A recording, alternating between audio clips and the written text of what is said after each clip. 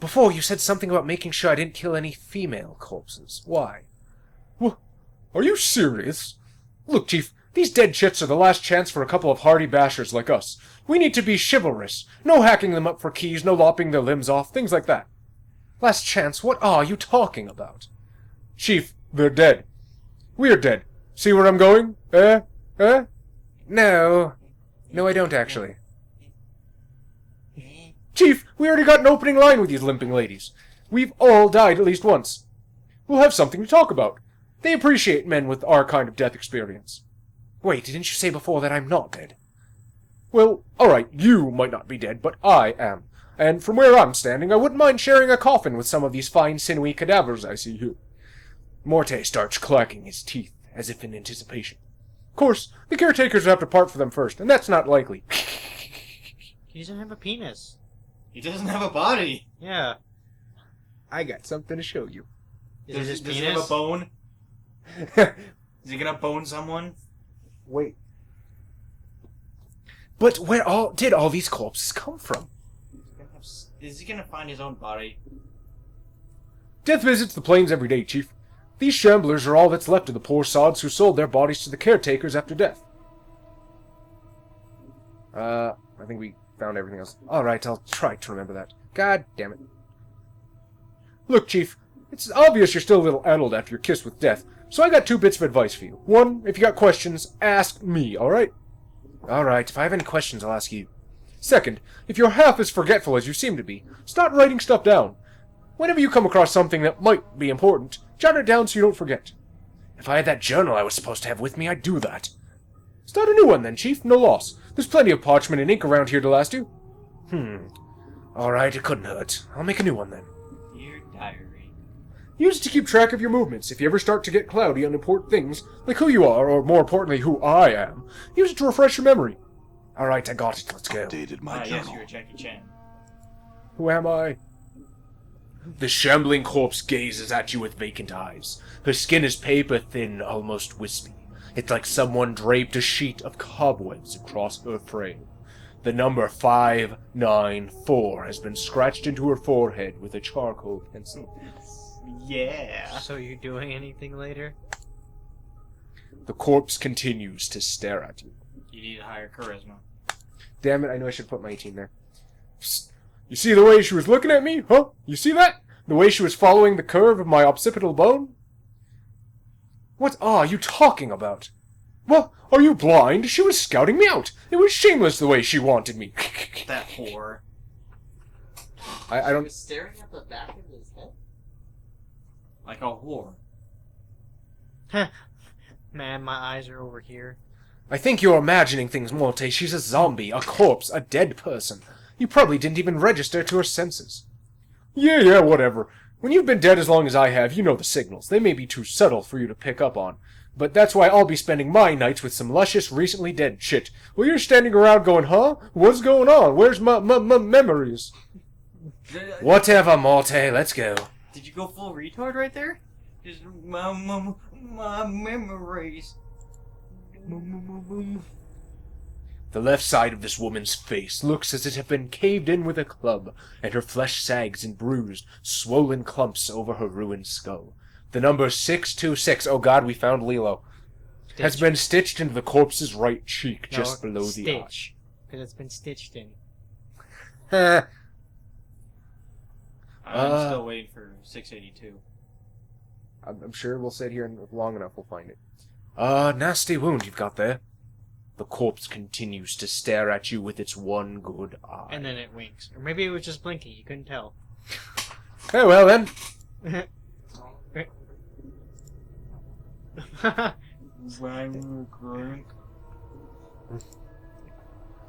Done. You're pretty beefy for a zombie. Well, I don't think I'm entirely dead. This corpse is lumbering along a triangular path. Once it reaches one of the corners of the triangles, it pauses, then turns and staggers towards the next corner. It has a 965 tattooed on the side of its skull. As you approach, it halts and stares at you. It has a penis, that means fuck it up. Kyle. Heh, looks like someone forgot to tell this sod to stop walking the rule of 3. What do you mean? The corpses don't have much left in the attic, so they can't do more than one task at a time. When they're told to do something, they'll keep doing it until someone tells them to stop. This poor sod probably finished some task and they forgot to tell him. Who gives them the commands? God. Either one of the caretakers here, or else whatever necromancer raised them out of the dead book. Probably one of the caretakers here. They're the ones who need the cheap labor, after all. I see. What was it you said before? About the rule of Updated 3? my journal. Well, the rule of 3 is one of those laws about the planes. About things tending to happen in 3s. Or everything's composed of 3 parts, or there's always 3 choices, and so on and so forth. You don't sound like you hold much faith in it. It's a load of wash, if you ask me. If you look for a number, any number, and try to attach some great meaning to it, you're going to find plenty of coincidences. Yeah. Yeah. Like 67. Understood. I wanted to examine this zombie a bit more. So, why are you walking in a triangle? The corpse stares at you blankly. Well, I'm gone. All right, Is that a triangle? I'm gone. It's about as triangular as you're gonna get in isometric 1999. What kind of triangle is it?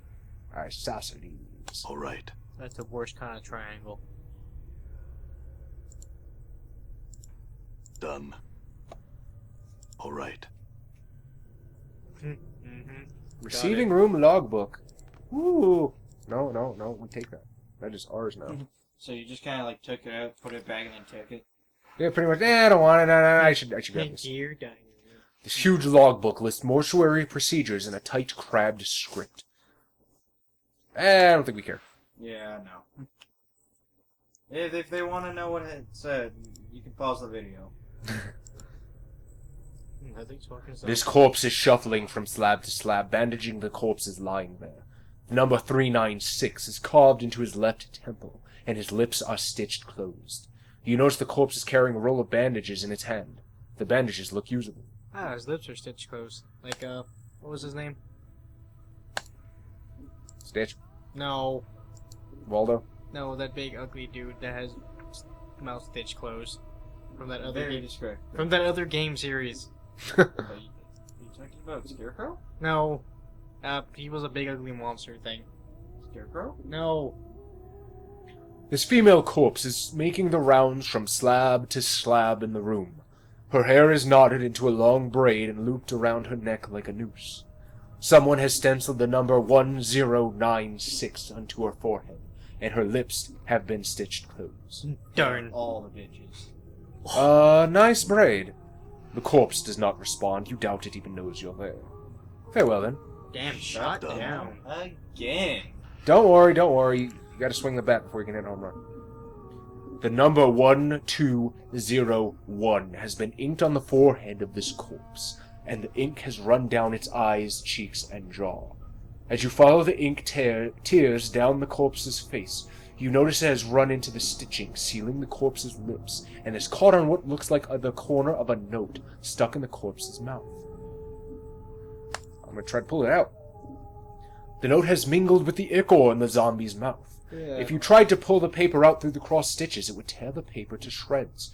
Hacking up the corpse to get at it looks like it would destroy the note. You'll need to find a delicate way to remove the stitches before removing the note. We will use the scalpel. Oh, you could have just gone for the anus. Yeah. That would have been hard, and there's no empty slabs here. If you're hard going through an anus, then I think you're doing something wrong. Or am I doing something right? She didn't give her consent. But- Or he. He, she. I don't know. They all look the same. What do you mean? Clearly this guy has a mohawk. You deftly slice through the stitches, sealing the corpse's mouth, and the jaw sags open. You carefully pull the note from the corpse's mouth. Despite the condition of the paper, the writing on it still appears legible. Examine the corpse again. Dear diary. This is a foul-smelling note retrieved from the mouth of one of the mortuary zombies. It looks like it was sewn into the corpse's mouth by accident. What? How do you do that by accident? Oops! I guess well, it's already halfway in there, and I'm halfway done. My break's coming up. Whatever, I'll finish this. Despite its condition, the writing is legible. Please, to whatever dust man reads this, I beg of you. Oh, this isn't meant for you. Put it back. Hell no. I know of my legal contract under the terms of the dead contract, but I am prepared to offer more than my signing fee if you will cremate my body rather than raising it. I have arranged for this note to be left with my body upon my death. If you are reading this, then please use this note as instructed and accept the result in exchange for my contracted duty. Let my contract number serve as the key. It looks like the corpse was too late to prevent the raising, but you notice that beneath the writing is a diagram. It looks like directions for folding the parchment into a strange pattern. Ah, yes, origami.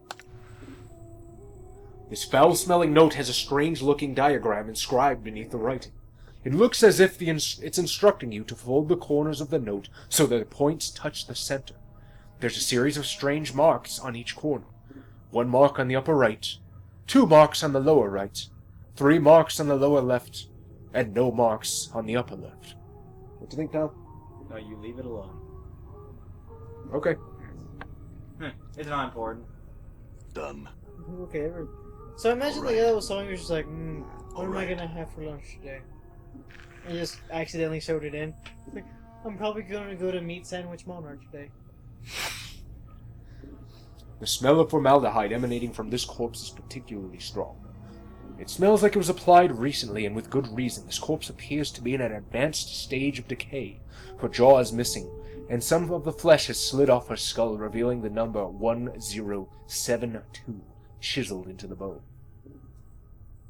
I think this one's seen better days, huh? It was chiseled into the bone. before the flesh fell off. That's how? Well, I guess they must have chiseled it before they raised her. Through the skin. Okay, we'll take I'm more. gone. I'm gone. Impressive chiseling. I think a lot of them are ignoring you. Well, I think a lot of them are zombies, X. What are This you trying to scribe say? looks old. His skin is wrinkled and has a slight trace of yellow, like old parchment. Charcoal gray eyes lie within an angular face, and a large white beard flows down the front of his robes like a waterfall. His breathing is ragged and irregular, but even his occasional coughing does not slow the scratching of his quill pen. "What ho, scrotum-faced one! What tidings have ye?" Kick his ass. "Whoa, Chief, what are you doing?" "I was going to speak with the scribe. He might know something about how I got here." "Look, rattling your bone box with the Dusty should be the last thing." Before Morte can finish his rant, the scribe begins coughing violently.